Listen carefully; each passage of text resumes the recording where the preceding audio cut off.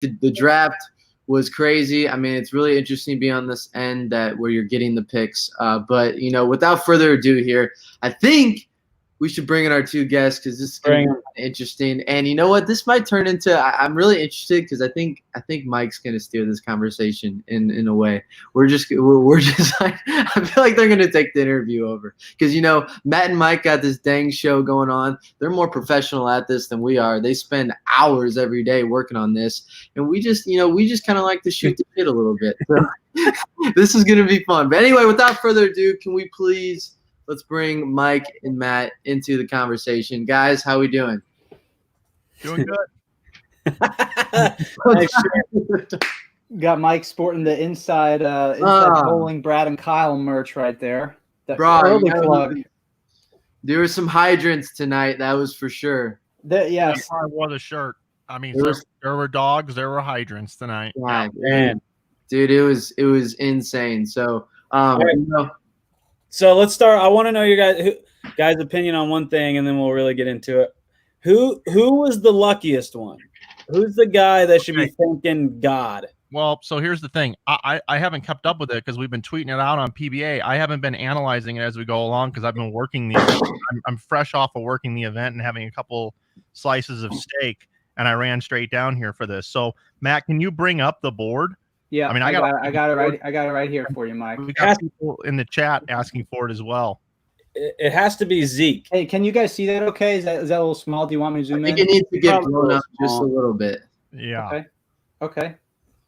So here are the protected picks right here that were automatically locked in. Look at your boy Kyle Sherman here, and then these were the selections as the rounds went on.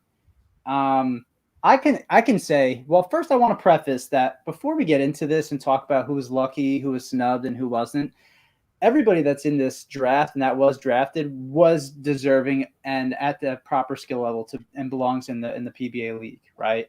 In my opinion, I think the luckiest person in the draft was Ildemar Ruiz. And I say that strictly just because I haven't really seen him been bowling much on the tour and having tons and tons of success out there. And I think that a lot of people were probably surprised by that pick. And I think that there were a lot more notable names, DJ Archer, just to name one. And there's plenty of other names out there that could have gotten drafted. So I'm going to go with that's my luckiest pick of the draft. I mean, I know that last pick, Zeke, dude, that nobody they had. Who was that? That was Marshall. He just has to. When we were talking about our draft, we talked about Zeke, and one of the reasons when we were analyzing each player, Zeke has had a lot of success in that building. He's good in that building. Yeah, he did. Yeah, he did make that show with Rick. Made that run with Dick, and I think that. Shoot, man. I mean, I'm biased. I love Zeke. Zeke's my dude, so I'm happy to see that he got drafted. Yeah, Matt. Yeah. What did I say on our show when you asked me specifically for a sleeper pick that I think should get into the draft? Yeah, you said Zeke Bate, and it's just another episode of Nostra Flanagan over there. Always no telling kidding. Mike likes to flaunt how much he's right. And Mike, can you mute us for a second and the rest of the audience that's watching? Dude, Mike is right about this stuff way too many times. It's weird. It's weird. If it would make me think you were a betting man at some point. It just seems like that because he takes these shots in the dark, and when they don't work out, everyone forgets about him. But when they work out, everyone remembers it. It's all strategy. It's strategy. Mike knows what he's doing. Yeah. Hey, another thing, 523 concurrent viewers right now. Welcome, everyone. Welcome. We're broadcasting all over the place. We're on Inside Bowling. We're on Brad and Kyle's YouTube channel. We're on Kyle's Facebook page. We're all over the place right now. Yeah, this is going to be good. So we got Matt's most surprising pick. Mike, what was your most surprising pick? Are you agreeing with Matt there, or do you have another one? Yeah, that is the one for me. I mean, it does just stand out. But Ildemaro bowled our Inside Bowling tournaments, the IB Open, and he bowled the Columbia 300 Swerve Open when we had it in Vegas. And I've had a chance to watch him bowl a lot. And the dude can play, even though he hasn't shined on a national stage recently. I mean, being an international player, and Amleto, Amleto and he have a really good relationship. And I see the pick. I understand the pick. I mean, towards the end of the draft, guys like to pick a person they can put in a 2-hole and that they understand their game and communicate with. So I understand the pick. Who didn't get drafted? Where's that? Jake Peters, DJ, Mikey Tang, Greg Young. There was quite Zach Wilkins was up there. Zach Wilkins. Points. I thought for sure Zach had to go, right? Like, Yeah. How about Chris Vi going super early? Chris was high on our board when we were trying to pick. I mean, he's always going to be high on my board too, but I just thought that maybe he would go a little bit later. But I'm so happy for my dude, man. Dude, what's up? Go ahead.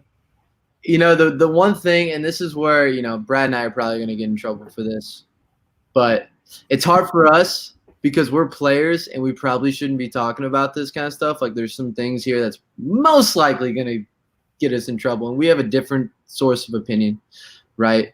But the last two picks, I mean, first off, like Matt said, all these players are unbelievable bowlers, like top 0.5% of bowlers in the world, right?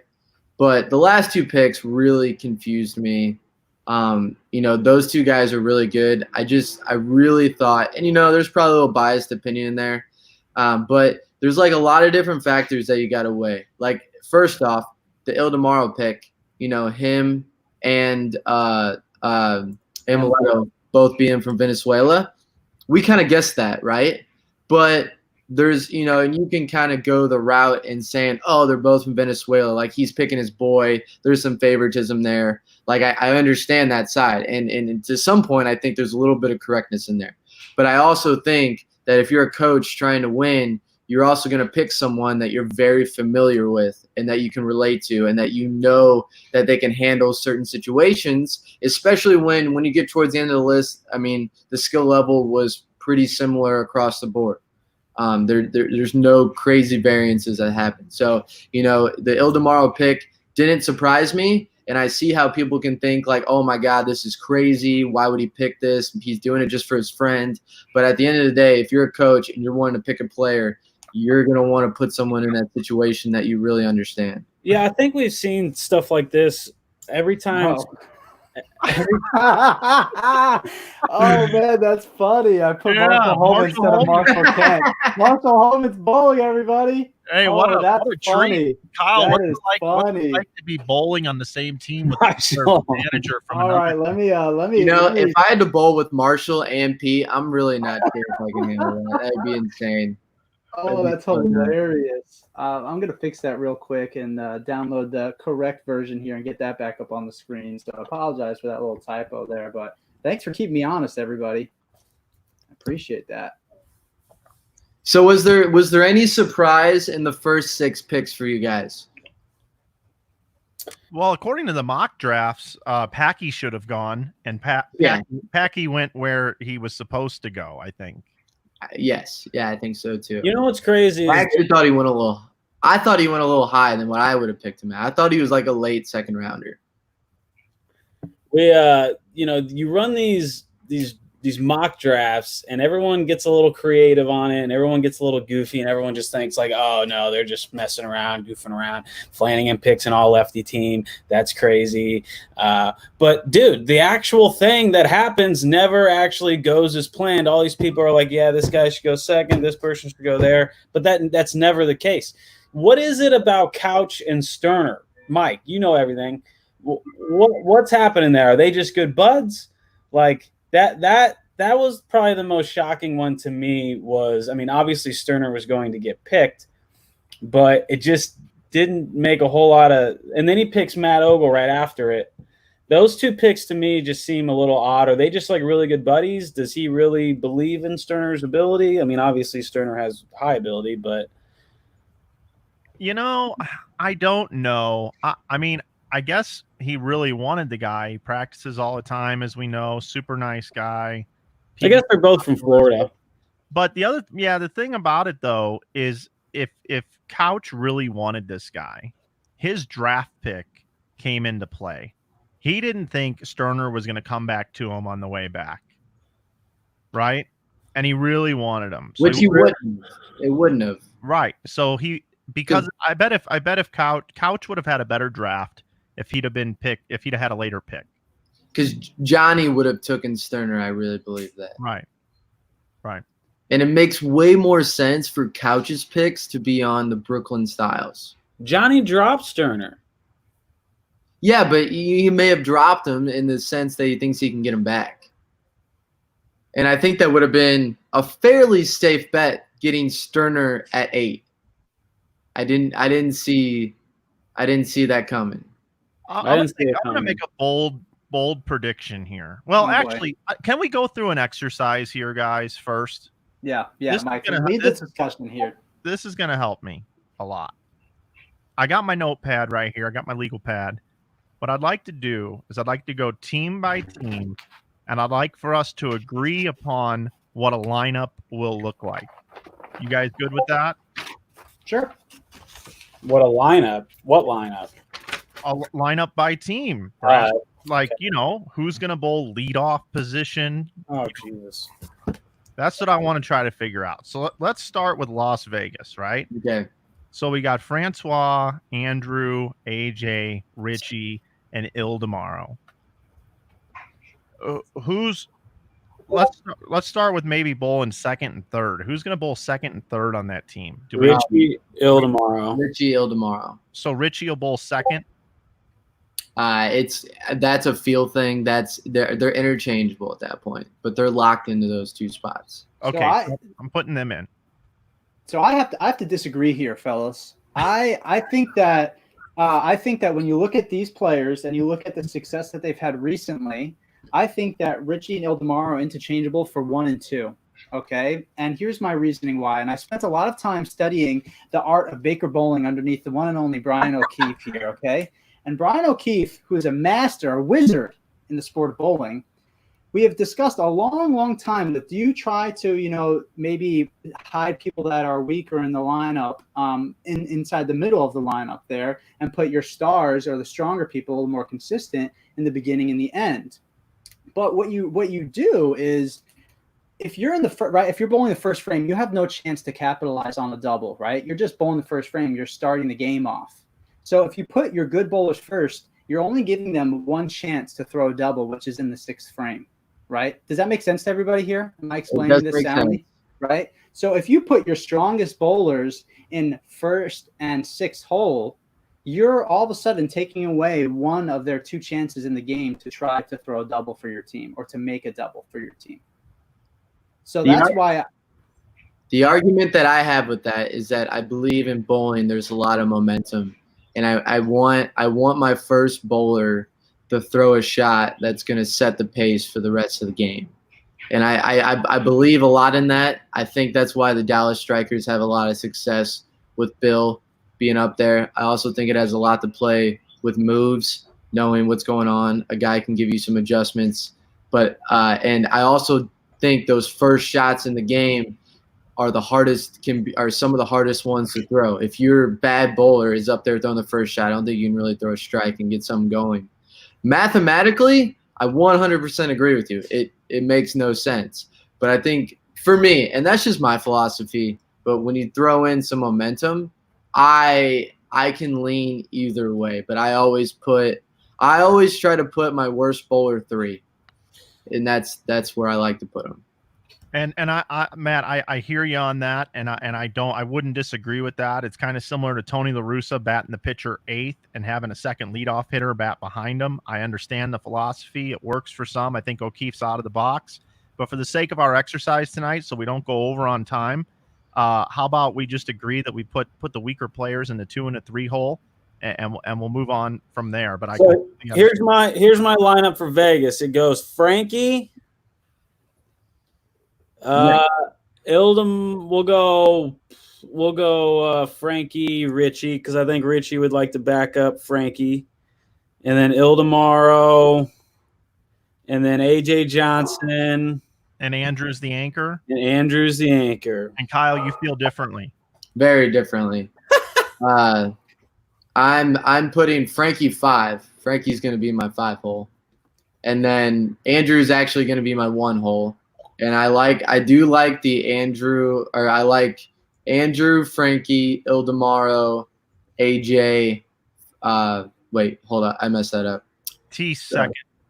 Yeah, so Andrew, Tease, Ildemaro, AJ, Frankie is what I would go with there. And honestly, I'm cool with AJ and Frankie are going to be my 4-5s there.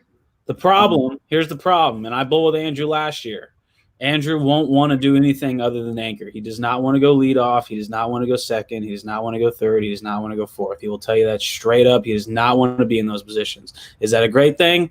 Maybe, maybe not. But, given I don't know how well Frankie's going to do in the 5th frame, to be honest. I don't know his how he did in college or if he's ever been in that position or whatever. But I know Andrew definitely sleeps at night thinking about that moment. That's all he's ever wanted. So I'm going to definitely give it to that guy over Frankie. That's a good point, but I bowled against all 3 of these guys in college, and I'm going to tell you right now. Frankie was stone cold? AJ Johnson was the last person that you wanted to face in the 10th.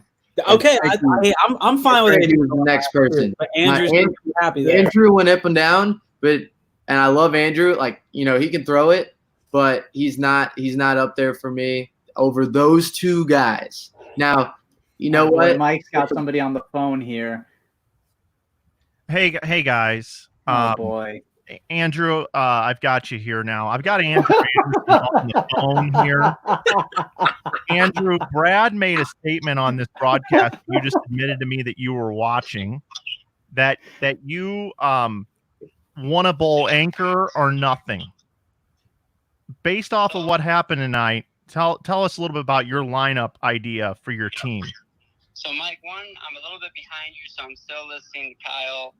I was still listening to Kyle talk about, Frankie being stone cold in college, and he was. So, I will agree with you, Mike, and I will agree with Brad's statement that I do want to throw that shot if given the opportunity. I know that opportunity is not always going to be there, but if given the chance, that's what I want to do. And I believe I can do it, and that's why I would say something like that. Now, if Amleto is going to put me anywhere else in the lineup, am I going to be upset? No.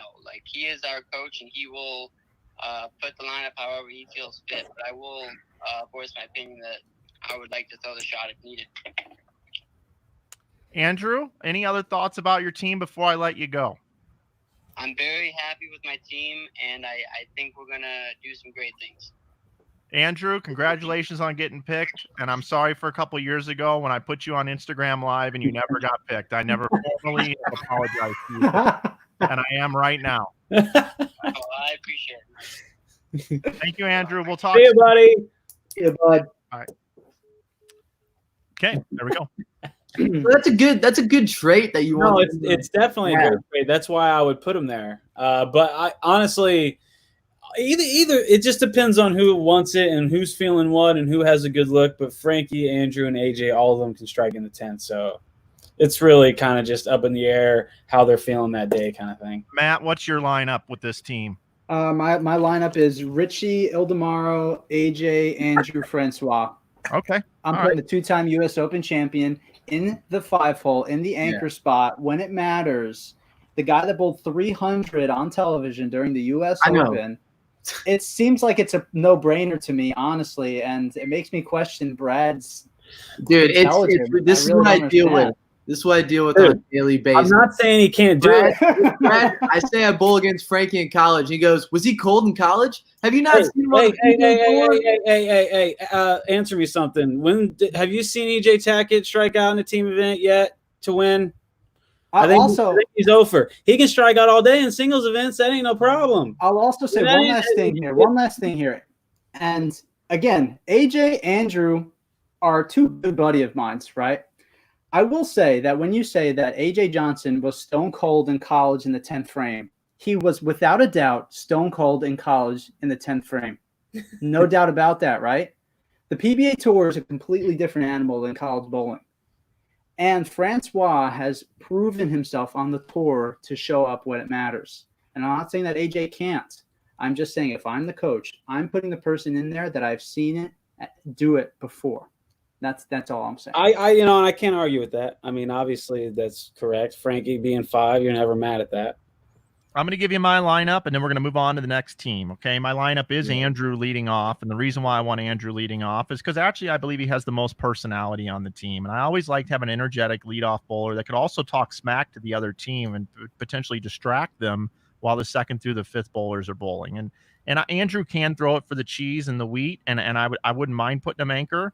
But I like him lead off with this mix of people. I like him in the leadoff position, and I think he can be a leader in that position and progress as a bowler. I like Richie Teese bowling right behind him. I like Ildemaro bowling third. I like AJ bowling fourth. And I like Francois fifth. However, 4 and 5 are interchangeable, in my opinion, based off of what the lanes are doing, because AJ Johnson has also bowled a lot of collegiate, bowled a lot of anchor for his university, and I like AJ potentially being that fire down the 5 hole. But that would be what I would do. Wasn't Andrew Player of the Year? Didn't he win a major too? Hasn't he won multiple PBA Tour events? Like, where's this? He's also been injured recently. He's also been struggling to come back from that injury and bowling as consistent as a guy like, say, Francois. And I think we can agree though that those 3 players are fairly interchangeable. Yeah, without question. I mean, you could put any of them in the anchor hole, and it would be honestly the same result. It's all situational at this point. Let's move on to Milwaukee, and chat. Give us your lineups. Tell us what you're thinking out there with everybody that's watching. So on Brew City Ballers here, we've got Sean Rash, Ryan Simonelli, Dick Allen, Chris Sloan, and Zeke Bates.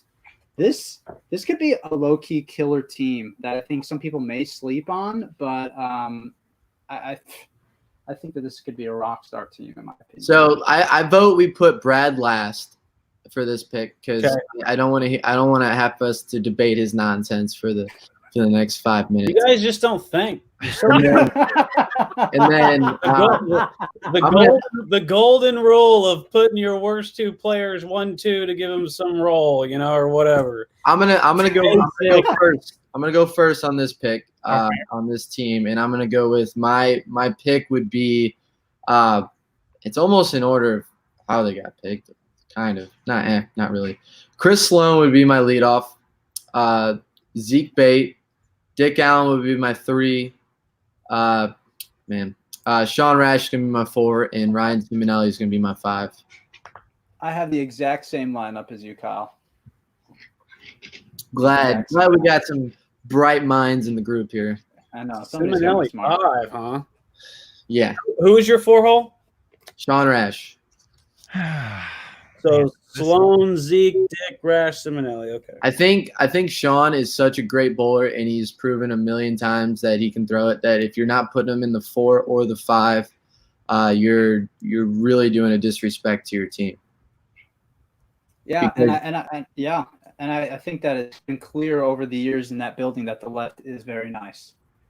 Yeah, so obviously that could change depending on how they're feeling. But if we have to set a lineup right now, everyone's lined up great. That's my lineup.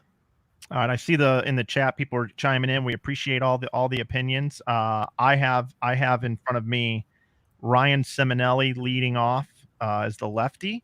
I have Chris Sloan hidden in the 2 hole, the secret weapon. I have Zeke Bate bowling third so that he and the bowler right behind him with their chemistry can talk to one another, conversate. When they come off the lanes, they'll be able to talk to each other. Hey, you missed in, you missed out. Hey, your ball speed was off, whatever it may be. Because I got Dick Allen bowling fourth. And Rash, look, I didn't give Rash much credit on the mock draft I did. And I don't think it's any secret that Rash and I aren't super good buddies by any means at all. But he is the best bowler on that team, and I believe they're going to need Sean Rash if they're going to win. And I think Rash has a huge chip on his shoulder going into the PBA League and is probably going to pretend like this is the same thing that happened at the end of the year when he was no longer with Brunswick. And look what he did. He came out and made shows, won with the new global deal. And I think he's just as fired up about this, and he's bowling really good this year. So I'm going to put Rash fifth. So Simonelli, Sloan, Zeke, Dick, and Rash. and I kind of like the team. Mike, Yeah, what makes you say that Rash has got a chip on his shoulder? Well, he's been tuning into the mock drafts like it's nobody's business, and from what I've been hearing through text messages and instant messages, Rash has been getting no respect. He was picked 12th overall in the last draft. That's ridiculous. On the Beef and Barnesy show, and I'm telling you, that shit's in his head. There's Rash, I don't know. I haven't talked to him, but he's a little spited that he was picked second in this draft. On Flow Bowling tonight, he was even spited that he went second. Yeah, he goes, "It is what it is," and I'm like, yes, he's pissed. He is pissed. Put him fifth, and you live or die on get out of the way. Sword. And say what you want about the guy, but he can throw a bowling ball. He's one of the greatest bowlers of all time. Oh, it's amazing. Of all time. B-Rad, what are you working with for this lineup? I'm going with your guys' lineup, except I'm switching Dick Allen and Zeke. I'm putting Dick Allen 2, Zeke 3. Got it. All right, cool. I think. Brad, do you like the early doubles strategy that Norm goes with? Yeah, I like it.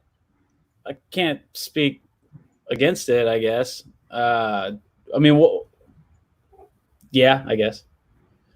What was the lineup last year? So it was Bill, and then he wants like the what?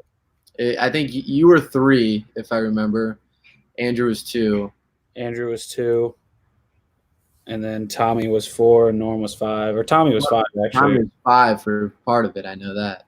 Yeah, Norm lives on that. If you get a double and you're ahead early, you have a major advantage in winning. So.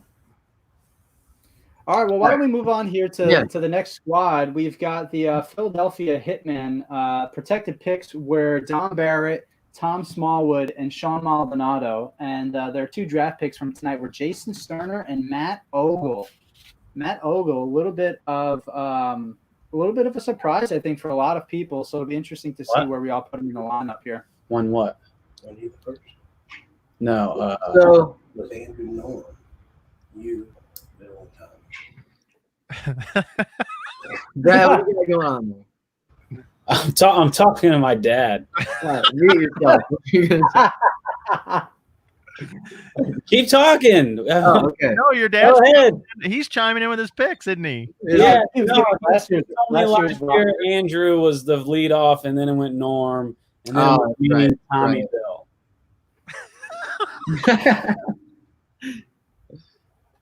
All right, Matt, go ahead. Who do you got for this Hitman? For this Hitman, I've got Sterner going first, Ogle going second. Yeah. Then I've got Maldi going third, Smalls going fourth, and Dom going fifth.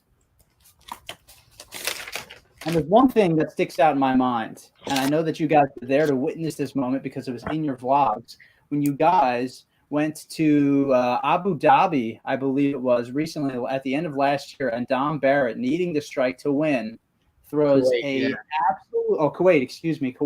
throws an absolutely pure, dead flush strike with that purple hammer, it's still in my mind, and wins and turns around and bangs on his chest and yells. And for that pure reason alone, Dom deserves to be the anchor bowler in my mind.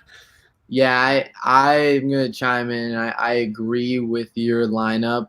I do think that you can rotate Tom and Dom, but I agree with your lineup. I see that, Mike. You got the same lineup. Yep, same lineup. And Brad's got a Dom going first, Smalls going third, Ogle bowling anchor. Just completely backwards. Well, Ogle beat us in a doubles tournament, and that's like the hardest team to beat, period. Man. Going anchor, so you got to throw him fifth. He's got good luck being last. Ogle's nice, man. He freaking throws some pins around like nobody's business. I love that. He is nice. Just freaking nice guy too. So, Brad, do you have a final lineup? Yeah, I'd go Sterner. I'm actually going Matt's strategy on this. Sterner, Ogle, Maldi, Smallwood, Dom. All right, cool. So the same lineup that we. Is that what you guys just said? I was paying attention to a lot of other things. On to the next one. Yes, on to the next one. All right, so this next team we've got the Brooklyn Styles, and I think most people would probably agree that this is probably the most interesting team in the PBA I don't league. even know what to do with this lineup. You've got arguably the greatest bowler of all time in Walter Ray Williams Jr. You've got Brad Angelo, Rhino Page, BJ Moore, and Thomas Larson. Mike, I got a question for you, Flanagan. You're a big guy here on team chemistry, right? Big guy on team chemistry. That's one of the reasons why you wanted to potentially have an all-house team or an all-lefty team where a team could come together and have nice, strong chemistry. And you've got this team here where it kind of seems to be a little scattered in terms of friend group or generation-wise. Talk to me about how you think this team could conquer and potentially put together some great team chemistry. Well, it starts with Larson and Angelo being best friends, and they're like Brad and Kyle to themselves. So that's good. That's a good start. I mean, I can't argue that, right? And then you got Johnny Petraglia and Walter Ray, our boys, they're buddies. And I know one isn't bowling, but still that's good. So there's those two. Then you got Rhino, who really just doesn't give a shit. Rhino is just there to show up and bowl and wants to win no matter who he's bowling with. Also, you got to remember, Rhino bowled for the University of Kansas in college. And he didn't have a stacked lineup there either, but he anchored that team. And they won a national championship, didn't they? They took second. Second. Okay, but they bowled on TV, and they were the underdogs. So, yeah. So that's all right. And then you got BJ Moore, who you guys know better than I do, who's got one of the best physical games and probably one of the best up and coming bowlers if there is. So he's not up and coming. He's here. He's here. Yeah, he broke out a bit this year, but yeah. So why don't you give us your lineup then? My lineup is BJ leading off. Then you hide Walter in the 2-hole, and then you put Larson third, and he and Angelo with my same sort of idea with Zeke and Dick, right? Third and fourth, and then you put Rhino fifth. And I just put Angelo in fourth because he's been in positions over the years on Team USA, high rollers, US amateur tournaments, and he's also a PBA titleist multiple times. That I would just kind of put him down in the 4-hole to set everything up. I actually was watching because I had to stream these league matches for the PBA on social media, recapping the 2018 and 2019 seasons the last week or so. And every time Angelo was on, it seemed like all he did was strike. I'm contemplating putting him 5. Obviously, it depends on what's going on that day, but I wouldn't mind having Brad Angelo in the 5-hole. Like, if it came down to it, I'd feel pretty confident that dude, if he doesn't strike, I feel confident that it's at least going to be a good shot and it's going to be close because the guy's a hell of a shot maker, man. One of the best, really. So, Kyle, what's your lineup here, Kyle? So my lineup is going to be Walter Ray, Thomas Larson, Brad Angelo, BJ Moore, Rhino Page. I swear we've got some telekinetic compatibility going on right here because it's the same lineup that I've got written down here, and that's what 3 lineups in a row. We're 75% on having. It makes sense, man. Makes sense. I'm with you. I actually don't mind Mike's lineup. I think it's definitely a way to go. For sure. I don't know. It's just when I look at these names, that's where I like to put the guys. Is what it is. And Kyle, on a side note, Kyle, Walter Ray dominated La Raza this year. He ran away from everybody. La Raza. Yeah, he did. Two-handed or one-handed? Yeah, one-handed. I mean, he every 730 to 780 every squad. I mean, but he also did it sober, so it doesn't count. Okay. All right. True. That's true. That doesn't mean that Walter's an alcoholic. It means that everybody else that was competing in the tournament was. So exactly. Just for the record. Brad, you got a lineup? Correct. I'm going BJ, Walter, Thomas, but I'll switch Rhino and Angelo. I'll put Angelo 5th.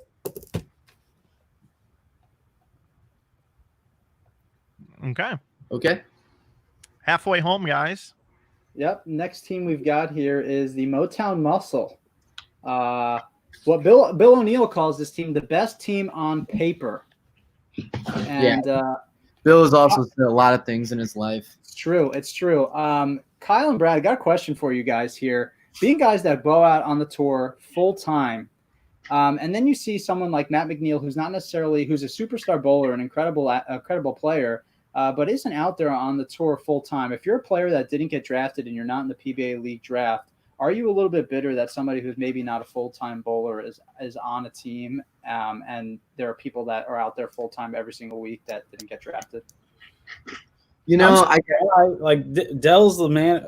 I don't know. I mean, they want a lefty. They went the lefty card. Could have drafted Matt Sanders. I mean, you could have, but here's the thing about Matt McNeil. Yes, there's a lot of unknown, but let's talk about the stuff we do know. This man has shined on the hardest patterns, the best patterns, the bright lights. He's bowled well. I can't remember the last time he didn't cash in a damn PBA event. Like, he bowls the World Series, and this year I think he had a rough year. But before that, he finished 11th, 11th, 11th, and then made the show. So his percentage on the PBA Tour and succeeding when he does decide to come out is very good. They won a national championship on the college level. Obviously, his USBC attributes speak for themselves. But they went with the lefty card. And, and Matt's probably been struggling a little bit more this year than he did in the past. What surprised me, though, when we talk about Matt Sanders, is I was actually surprised Matt didn't get picked back up by the Hitman, because I could have picked him. That last pick, I was a little surprised if we go back. But anyway, I'm not surprised. It does suck because I do think there are some people that are more deserving and that have shown more ability than Matt, mainly because he's not out here full time. But because he's left-handed, definitely played a big role into him getting picked. Is having a lefty that big of a deal? I don't really think it is. When you're talking about this caliber of players, dude, these guys can strike, and you only have 2 shots. Like, I don't know. But also, if you look back over the years, there have been a lot of lefties that have had a tremendous amount of success in that building. There's also been a lot of righties.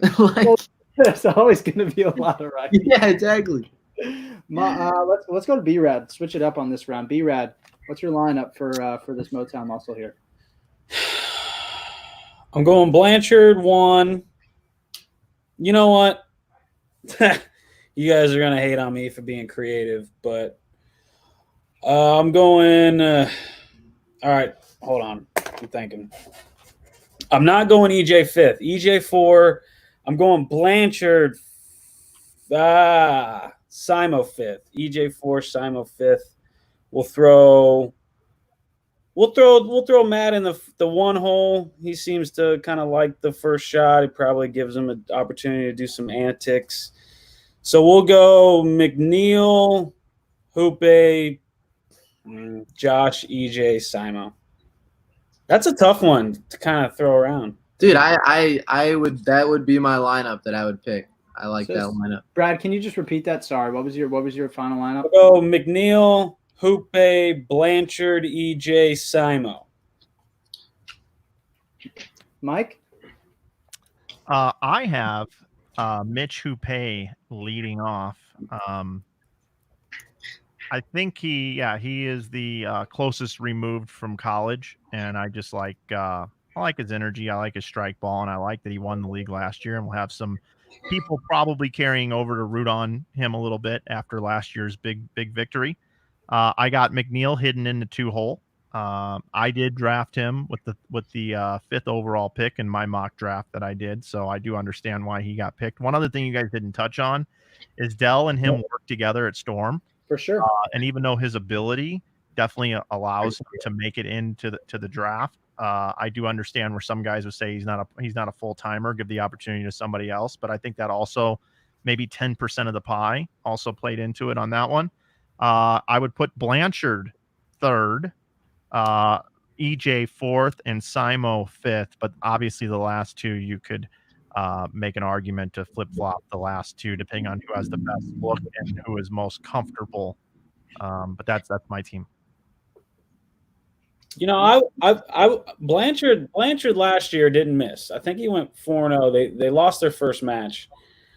But Blanchard's, of the three that got saved, Blanchard's the only one that has college experience and that knows what it's like to like win as a team. So given that, I wouldn't mind throwing Blanchard fifth. I would feel quite a bit of I don't know if we can say that, Brad, because I mean EJ for one has, and I'm pretty sure Anthony has competed on the USA level. It's not the same. I've got something I need to throw here, and Brad or Josh and I are friends. I actually talked to him Friday about something completely different, and I have the utmost respect. But you guys know I call a spade, and I like to call it the way that it is.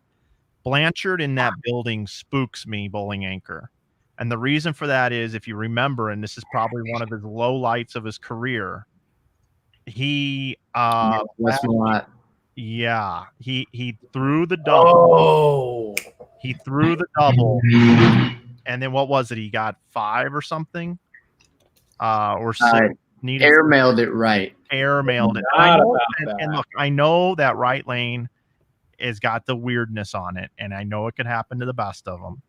But in that building, those demons come back. Randy Peterson talks about this on the broadcast. Those demons come back. And if he's up in the 10th frame to win the Elias Cup and needs a double, I just wouldn't want to put Josh in that position again. Let him bowl in the 3-hole, strike every time, get his confidence back, and then when you return as champions or whatever, then he can bowl further down the lineup. But for now, put him in the 3-hole, set him up for success, and let the other guys take us home. Yeah, and he went for yeah, I agree. I agree with Brad's lineup. I like it. My lineup just a tiny bit different, and then we'll move on to the next team here. I've got Blanchard leading off, Hoope bowling second, Matt McNeil bowling third, EJ bowling fourth, and Simo anchoring down the squad.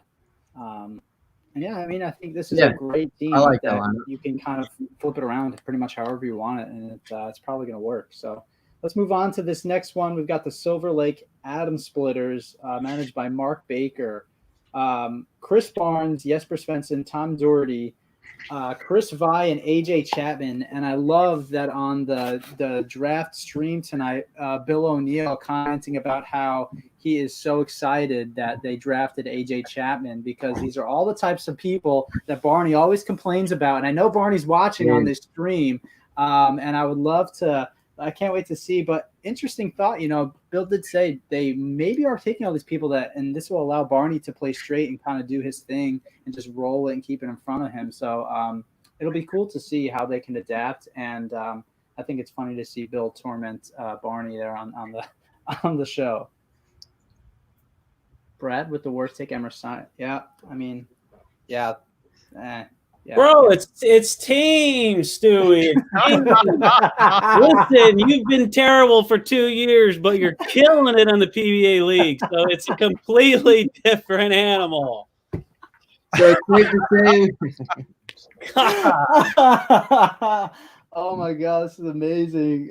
Kyle, what do you have as far as the lineup for this one? Yeah, this is a tough one because, man, this team's tough. I don't really know who I want to anchor. I really like Jesper in that spot, and I like. This is hard, dude. Can I pass? Can we go to someone else that knows? Yeah, Flanagan. Yeah, Mike, go ahead. I'm putting the least pressure down the stretch on the 2 new additions to the team, not the nucleus, but the new guys. So I'm going to go ahead and put AJ Chapman lead off. And I think he's going to thrive in that environment because the guy really doesn't get a lot of respect. And I know people call him a bit of a head case over the years, but I think he's really cleaned that up a bit. So I'm going to put AJ. I kind of call him a throwbot a little bit. I mean, the guy, he's got a very good physical game, and I executes like a madman. I don't think people talk about that enough. So if you need throwbot to go up there and get a read on the lane, I'm putting throwbot lead off. Okay. Then I'm going to put Vi second, and he's going to be able to communicate with Doherty. They're going to be playing similar lines probably. And then I'm going to put Jesper fourth, and I'm going to put Barney fifth because he was the MVP a couple of years ago when they won. And I think Barnes has a little left in the tank. I don't know if he's going to be able to anchor for a long time, but this will be his victory lap right here, and he's going to bowl fifth. Mike, I've got the exact same lineup as you as well. And I think you have to pay respect to Barney, one of the greatest bowlers, in my opinion, of all time. And you've got to throw him in that anchor spot. And I think Jesper's got a lot of success in that building, and he throws a ton of strikes. So I think it's a pretty sound lineup, in my opinion. Yeah, I would agree. I think the safest bet is Barnes, but you gotta. I guess that's like a game day decision, right? What if Straight's not playing very well and hooking it's better, and Doherty has like this insane look? If Barnes' look is bad, who do you throw fifth? It's got to be Jesper, right? I really think this team has some of the most variety in lineup choices that you can pick, which I don't know. In my opinion, it does. When I look at it on paper, I think there's a lot of variety that can go on here. A lot of it because Chris, Jesper, and Tom do three completely different, obviously. Pretty cool. But they do completely different things. So depending on the day, it's a tough lineup. A lot of the other ones, I think a couple of the people are penciled in pretty good, one or two spots. But those guys are tough. But I'm just gonna kind of take a cop out here. Actually, no, screw it. Tom Daugherty's going anchor. I was gonna ask. I mean, what if the hook is in play? Do you feel comfortable with Tom being there? Tom's going there. I'm putting Jesper for. Tom uses urethane though a lot on those shows. Yeah, you're right. He does. I don't care. Putting Tom there. Here's the one thing I do want to say about this team. Bakes is going to just determine and see how the lanes are playing for the guys. He put Dick Allen last and has won before, and nobody expected that back when he had Malott and all these other guys, and he put him anchor and it worked, right? So that's the one thing about Baker. He's going to figure out what's going on. If somebody is 92%, he's going to know it, and he's not going to put him anchor. But if another guy's 110% on, he's going to put him anchor. And I think you can put anybody anchor on that team, really, honestly. Yeah, I agree. I just think, like I said, that team has a lot of variety in the lineups you could pick. And clearly, we got a little chime in from Chris Barnes. They're egoless, which they're definitely not egoless because, Barney kind of takes the cake on that one. I was like, that's a lie already. And they also have Tom, which, No, but I think in regards to position, I could see all of them. Barney's obviously extensive career on Team USA, which even though Brad said it's different. Like bowling in that Baker environment, in that team environment. And Barney's was part of one of the greatest, in my opinion, one of the greatest gold medal matches of all time. And I think it was in 2010 in Germany. And I think that when it comes to position, I can see any of those guys being happy to bowl in any single position whatsoever. I think so too. And I think when you get to be a team player, that's generally when you have a good team. Yes, some guys are probably going to bowl in some spots every time, but I always think when you can mix up the lineup a little bit and guys aren't pissed off because they're bowling in the 2-hole. I think that's a good characteristic of a good team. Yeah, I would agree. So did we get everybody's lineup on? Yeah, this I think we all kind of agreed, right? Yeah, I think so. So let's move over to the next one, and I feel like, correct me if I'm wrong here, but maybe we should have Kyle and Brad sit out on their own teams and just have to sit there and listen to everybody else's take. I 100% completely disagree with you. I want the inside scoop. I know. I knew you were going to say that as soon as I said that. I actually think it's like I love the idea of Pete being an anchor, but I know that he doesn't like it. He doesn't like being an anchor when there's a team, especially probably toward like this part of his career. So, I mean, on paper, as long as Marshall's got a really solid look, you can't blame putting him 5. Obviously, Kyle went 5 last year and threw a strike in the 10th to win a game. So he's got some experience going 5. So whoever's got the better look between Marshall and Kyle, we'll throw We'll go Pete 4, Kyle 5, Marshall 3. We'll go. I feel like Osku would be a really good leadoff, and then Darren 2. So I'll go Osku, Darren, Marshall, Pete, Kyle. Jesus Christ. What? You can't just name it 1, 2, 3, 4, 5. You go 5, 3, 4. No. I literally just named it. Osku, Darren, Marshall, Pete, Kyle. I literally just told you guys 1 through 5. All right, Kyle. No, you guys go. You and Matt go. Mike, go ahead. All right. Well, I got Pete leading off. All right. Arguably the most recognizable bowler of all time. Can get the crowd going, and I would sit down face to face with Pete before we took to the lanes as a team and boost him up a little bit. And he doesn't need self-esteem, but just with his showings recently, and he was protected. It was slightly criticized with where he is in points. We need to just let Pete know, look, man, this is your role, and we need you. We need you 2 strikes a game, 2 pocket hits a game. He's going to pick his couple crop chops. Yeah. Let's put the glass. Let's have the whole team bowl in sunglasses. By the way, let's just do it up right, because this could be another victory lap here. You know, I said victory lap with Barnes, and that was premature. I was kind of giving him trouble, but this really could be a victory lap for Pete Weber. So I like Pete leading off, and Pete, and a lot of people don't know, Pete and Osku have a great deal of respect for one another, and Pete really likes Osku a lot, and I like Osku bowling right behind him. I just think that's comfortable for Pete. Then I'm going to put Darren Tang 3rd. And then I'm going to put Kyle 4th, and I'm going to put Marshall 5th. I do have a little bit of concern with Marshall in the 5th position, though, based off his television record and what happens when the lights come on. He doesn't have the best record on television, but that doesn't mean he doesn't have the talent to do so. So I could potentially see Kyle and Marshall flip based off ball reaction. But right now, just on paper, it goes Weber, Osku, Tang, Sherman, Kent. Yeah, I've got a somewhat similar lineup. I've got Pete definitely leading off. I've got Osku following up Pete, and this is where I'm kind of torn here.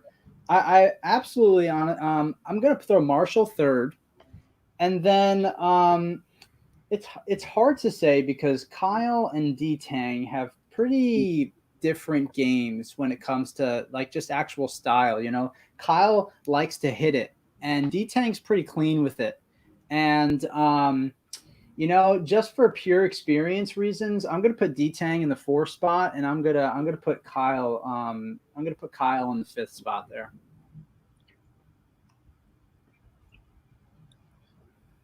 Kyle, Nice. what are your thoughts? And do you see you guys maybe being an Eagle-less team in terms of position, like Barney's squad? You know, I think first thing is y'all are as batshit crazy as Carolyn was, put me in the anchor last year. You know, when she did that, I literally was like, all right, we're joking, right? Like I'm doing this. And I didn't say that to her, but that's what I'm thinking in my head. And it was just like the greatest opportunity because I just didn't think I would have the chance to be able to do that looking at my team, right? But I really loved it, and I don't mind doing it. And the reason I don't mind doing it is because I think our team is one of the most balanced teams in the league. I really believe that. I think anyone can go anywhere. And if you wanted to try to argue that, I mean, these guys are solid. These guys are shot makers.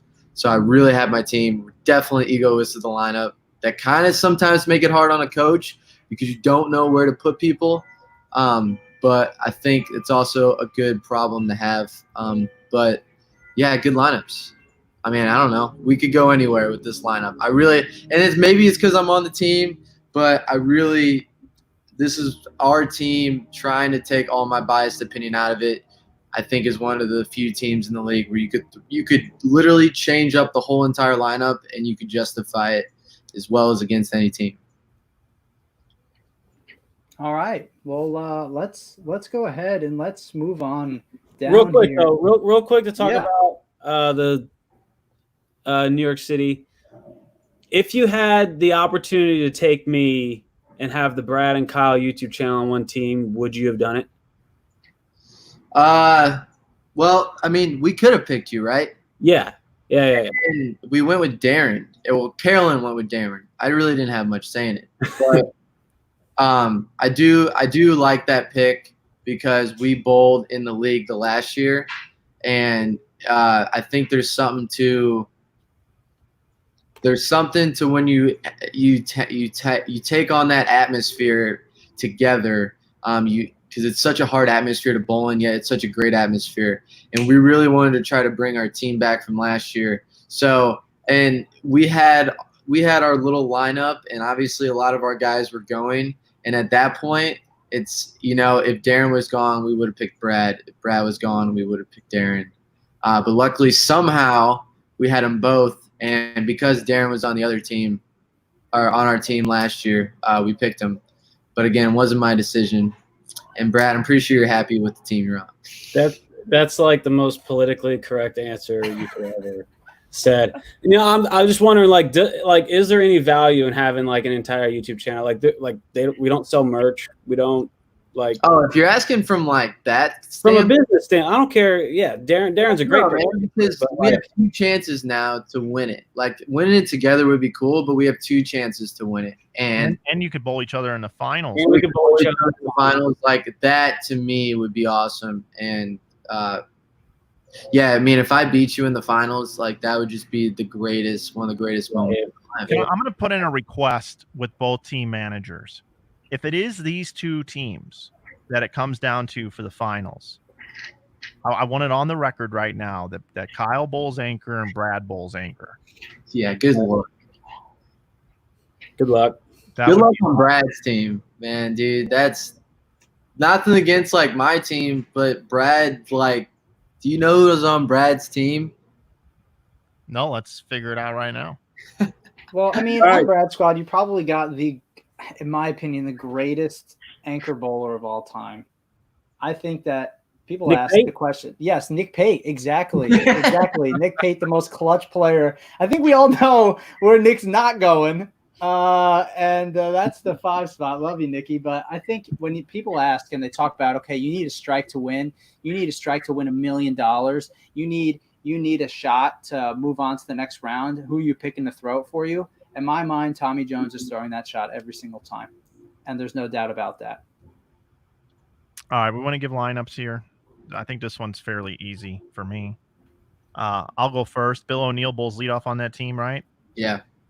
Nick Pate, you got to put him in the 2-hole. Brad, who's coming back to the team, bowls 3rd. Norm's probably going to bowl 4th, and Tommy will bowl 5th unless the team convinces Norm to bowl 5th. Yeah, see, if I'm making the lineup, Norm is bowling 5 and Tommy's bowling 4. I get that. I'm doing that. Now I get it the other way, and I would do it the other way in a heartbeat as well. But if I'm making this lineup, if I want to watch it, if I really believe in our best chance to win, Matt, you just talked about Tommy, but there's Norm. When you talk about Norm bowling, there's no thought that comes to mind about him choking or him not making an amazing shot under pressure. And the dude is just insane. So, and that's why this team is so great, because you have those 2 guys that you can lean on. And then, oh, by the way, there's this 3rd leg, Bill O'Neill, that if he ever needed to step up and throw the shot, he's not a bad choice to have. So that's my lineup, except for switching Norm and Tommy.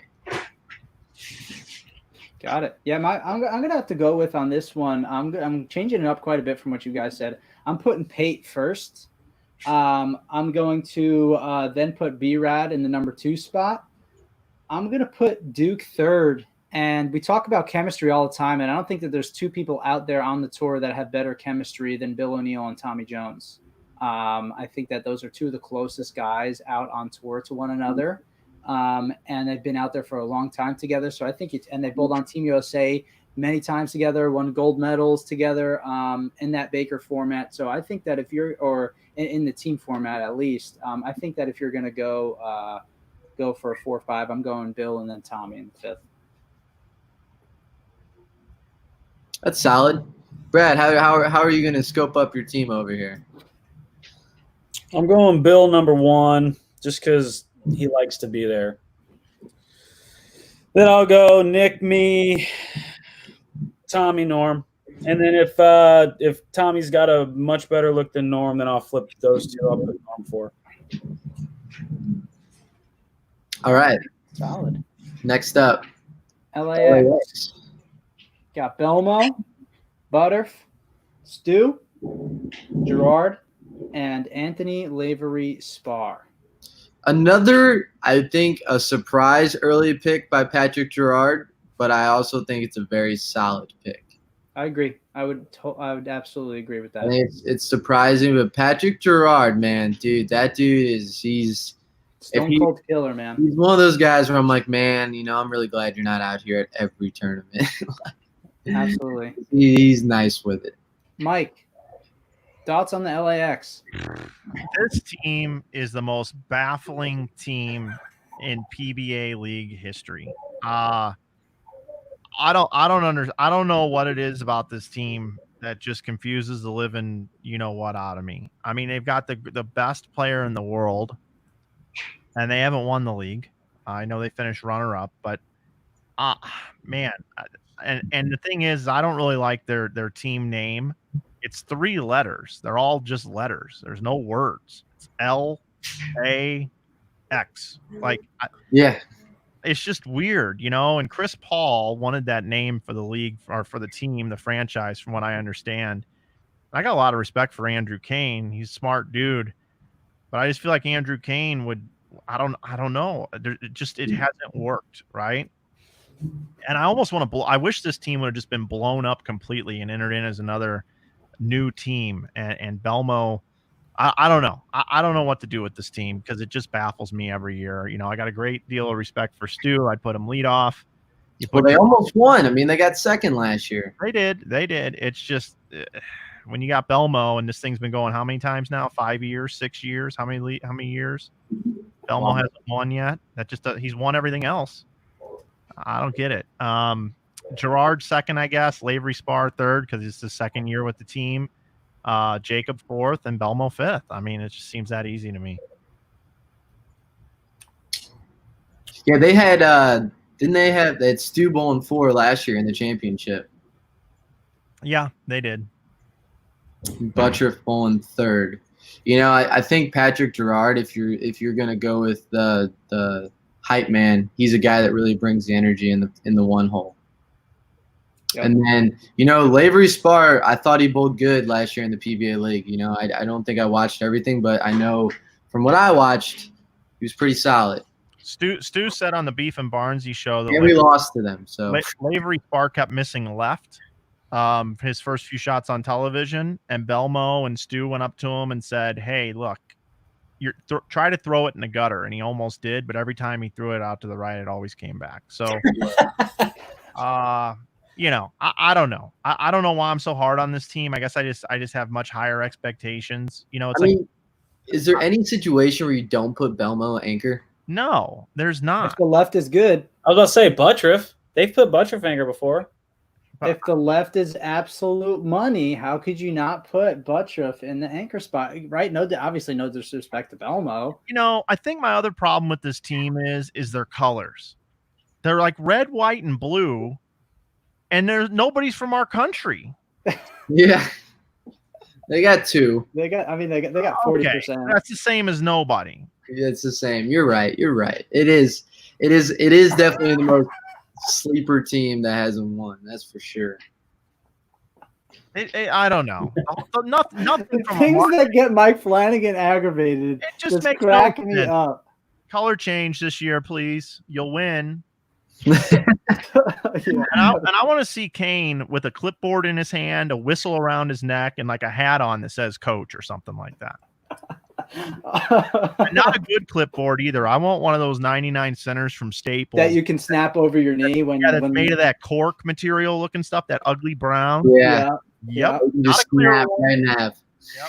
No stickers on it either. No PBA stickers, nothing on it. I want it plain Jane. Right? That is hilarious. Brad, what are you going with for this lineup? I'd go Buttriff out the gate. Patrick, Anthony, Stu, Belma. Interesting. Yeah, I'm actually gonna go Lavery, Spar, Patrick Gerard, Buttriff, Stu, Belma. Yeah, Lavery, I think he bowled leadoff last. Dude, Lavery actually threw some really good shots last year. And he was hooking the entire lane. And honestly, sometimes it's not, like you said, Mike, his ball always came back from right. It's not that easy. That's like a special gift that you have. So Anthony Lavery Spark definitely has some kind of thing that fits in well with Stu and Belmo. It's called the RPMs, Brad. It's called the RPMs. RPMs. It's called Yeah. Revolutions. That dude's got a funky ball roll. That's for Yeah, but I think I'm going here. I'm going Patrick Gerard leadoff. I like one of us, I forgot who it was, talked about bringing the energy. I think it was Kyle that said bringing the energy in the leadoff spot.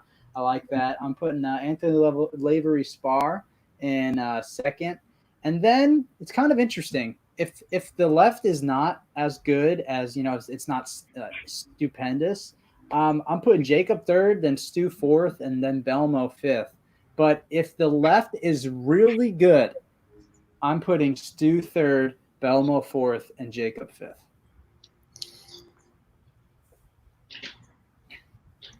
Yeah, I see it. I mean, it's definitely those three guys are super interchangeable. For sure. Once again. Timothy, if you really want to sponsor a PBA tournament, go to PBA.com and click on the Contact Us form, and they'll be able to take care of you. I saw a sponsorship come through here, and I'm not ever going to glance over that. So go contact PBA.com or send a Facebook message. So there's your answer. Look at us. Awesome. Sweet. All right, we got the defending champions. The defending champion team. I was telling people Martin Larson was going to get picked, and no one believed me. Martin was definitely getting picked. It was just win. All right. Well, we've got Wes Malott, Kyle Troop, Chris Prather, Martin Larson, and Packy Hanrahan. God, Packy. Oh, by the way, definitely best post-pick interview. Hysterical. No doubt. No doubt. Hands down.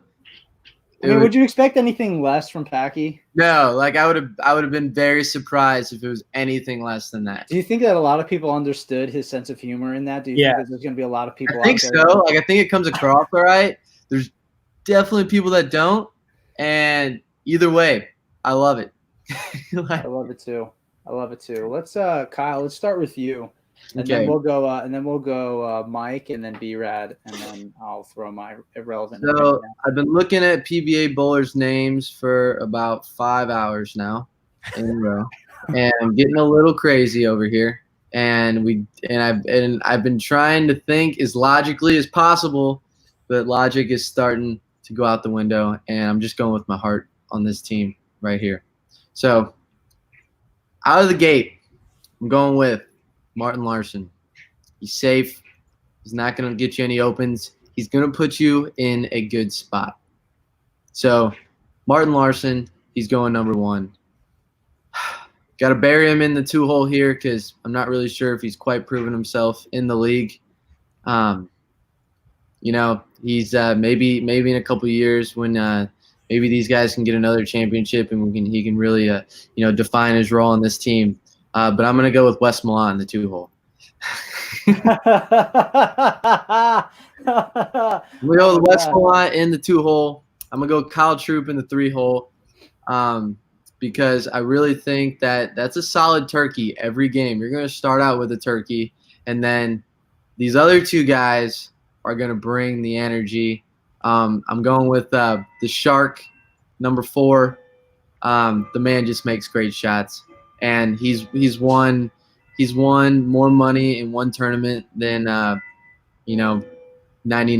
of the PBA Tour. And then my boy Packy is going 5 because honestly, I just want to see what he does when he throws a strike for the win. Let's go. I just want to see it. That's all I want to see.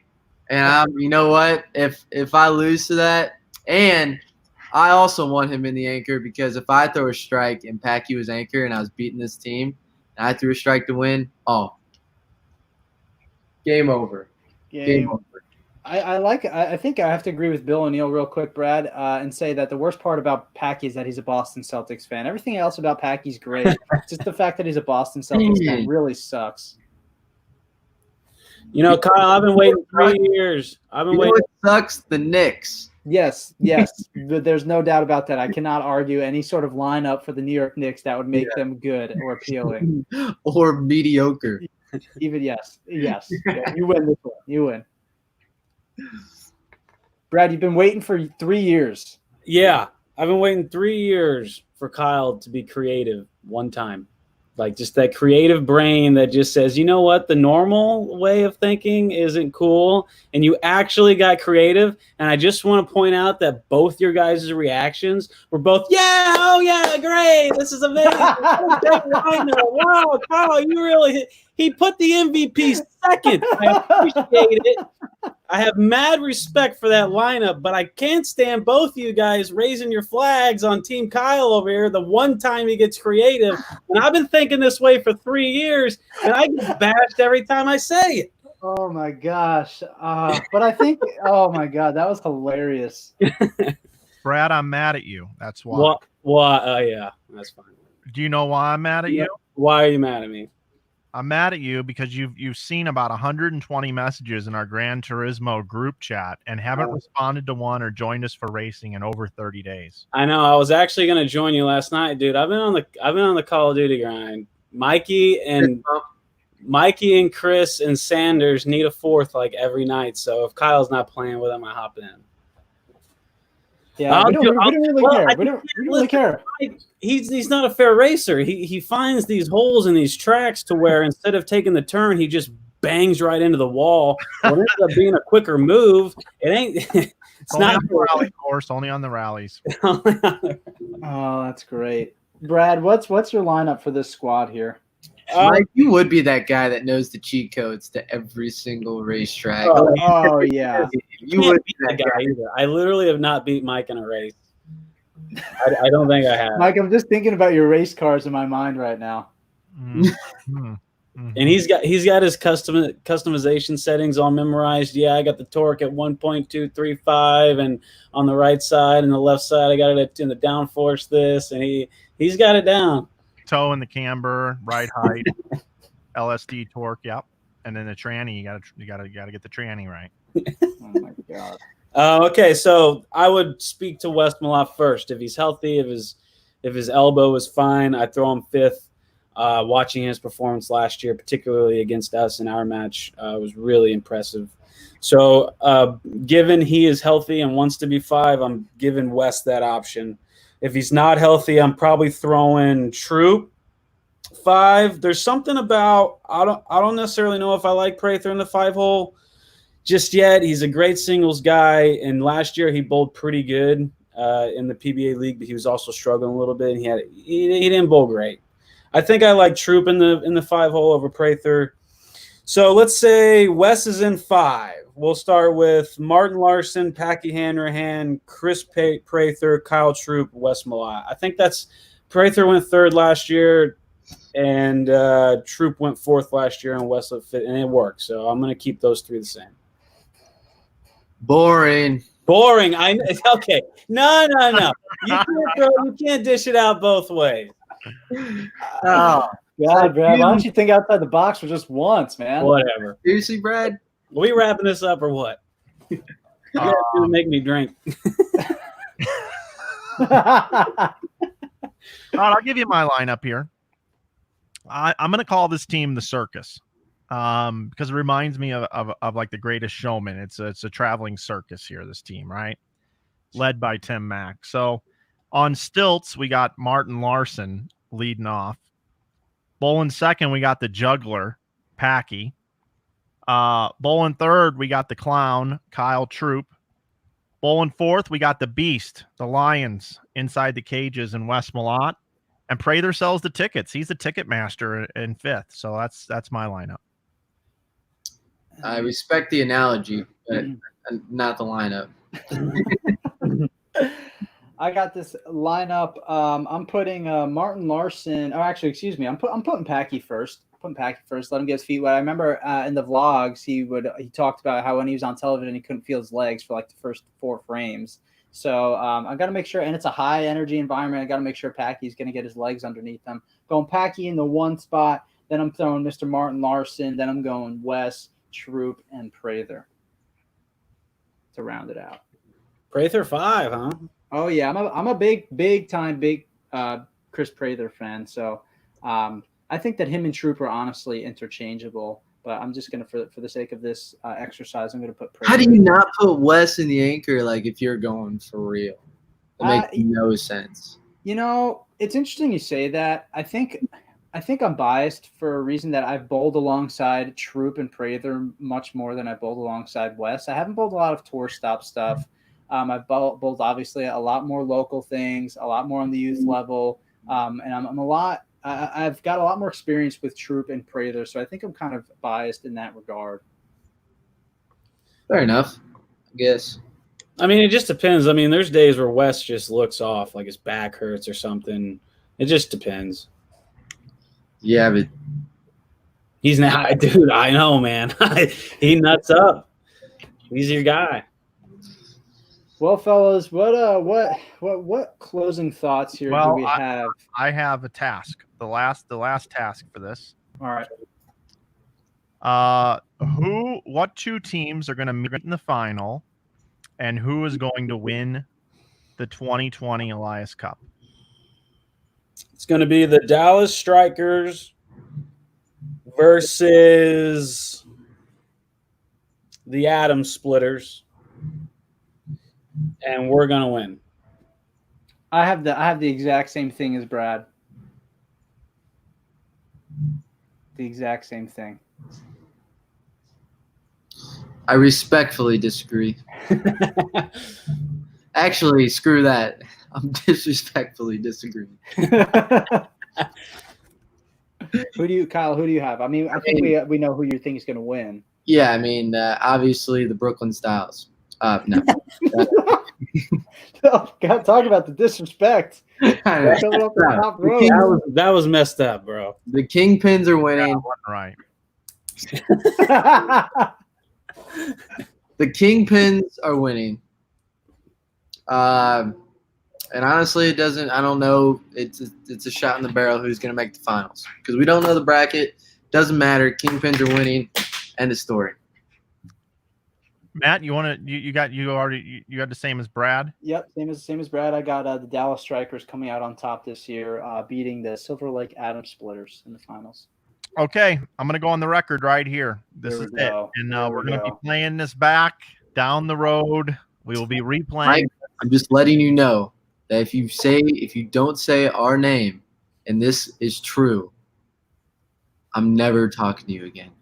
It's good. No, the thing is, it's gonna be true, and I'm just curious. He's been looking down a lot. I know he's taking notes and writing stuff. I'm curious to see if he's getting text messages from Barney or Stu to say, "Hey, man, here's a 20 to throw our team out there and to talk about us and to pick us as your team to win." Nope. Here's the deal right here. So everybody's going to be happy here because Kyle did say, "Call my name" or "call our name," which is true. You are going to be the runners up. So there you go. Congratulations, Kyle. That is who I have as coming up second. Nothing wrong with silver, Kyle. There you go. I did exactly what you just wanted.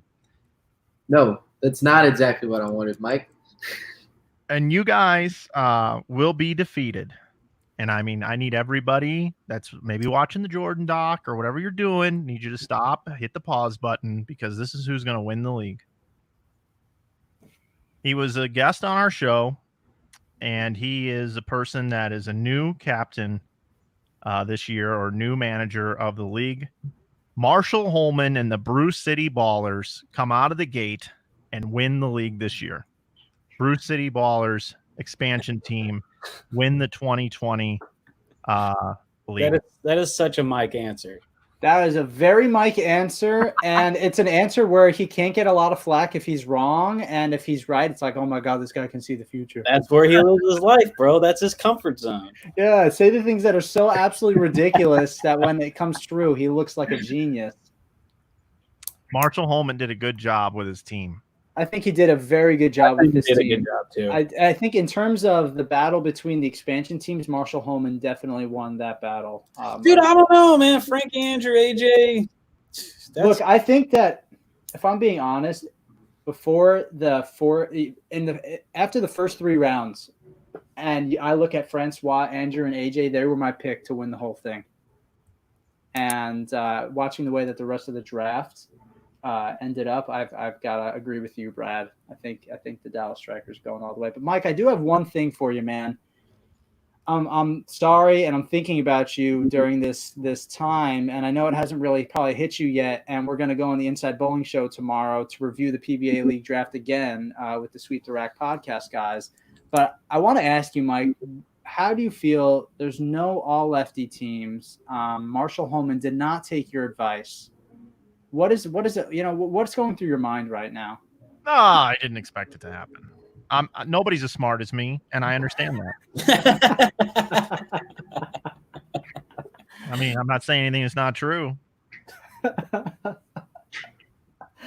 All right, well, there you have it, folks. Fellas, what any other thoughts before we wrap this thing up? We had so many people watching tonight, man. Thank you to everybody that tuned in and watched us and had some fun. Yeah, it was great. I'm really sad for a few people. Our boy Mikey Tang, really wish he could have got drafted. Kind of thought he got slided a little bit, but because I think he deserves it. He's definitely, he's made some shows. One of the most gifted talents on the PBA tour. But that's the brutal part about the draft. All these guys are so good. But is what it is. Yeah. I want to say quick shout out to my boy Greg Young. Also going to have to agree and put him up there with Mikey. Yeah, very true. No, man. It's like, how do these guys not get drafted? But then you look at the talent pool, man, and there's so many talented guys. Yeah, and then you're like, well, can't pull that guy off. Can't pull that guy off. So exactly. So, man, but shout out to those guys. Thinking about you, man, and just keep working. You guys will have your time. Although, how did Nick get drafted? Jesus Christ. Nick Pate? Yeah, no, I'm just kidding. I was really hoping you guys would go with that with me and we could roast them a little bit. But who didn't get picked from the house? Mikey. That's the only one, and then Tim. Obviously, yeah. Tim. But everybody else is in. Everybody else is in. That's going to make for great content for your YouTube channel. It's going to make for great content, man. Yeah, because you guys can all have the house still. You guys can get a house in Maine. Yeah, there's a good chance. Well, how many different teams have a house member? Well, 1, 2. It's not great. We're doubled up quite a bit here. Yeah, me and Nick. 4. 4 different teams. Okay, so we got a 50% chance of a house member winning. Well, there's actually there's 10 teams. 10 teams. So. Oh, less than 50%. So that would put it. Comes in. All right, guys. All right, well, I guess we'll wrap this up. Me and Brad can wrap it up. Mike, Matt, thanks for joining us. Make sure you guys tune in to their show tomorrow where they're going to go. You guys do it on YouTube. You guys are on Facebook. You guys do it on Twitter. I don't know where else. No, just Inside Bowling. You can find it. Inside Bowling. Facebook and YouTube. Everything's archived on our podcast. You can find us on Apple Podcasts and Spotify and Google Podcast. And next week we have Sweep the Rack on Monday, Guppy and Kyle Troop on Tuesday, Diana, Daria, and Verity on Wednesday, Bill O'Neill on Thursday, and Bob Learn and Amleto Monticelli on Friday. Nice. There it is. All right, guys. Thanks for joining us. Thanks for having us on, fellas. We'll see y'all later. Boys, it was fun. Later. All right, Brad.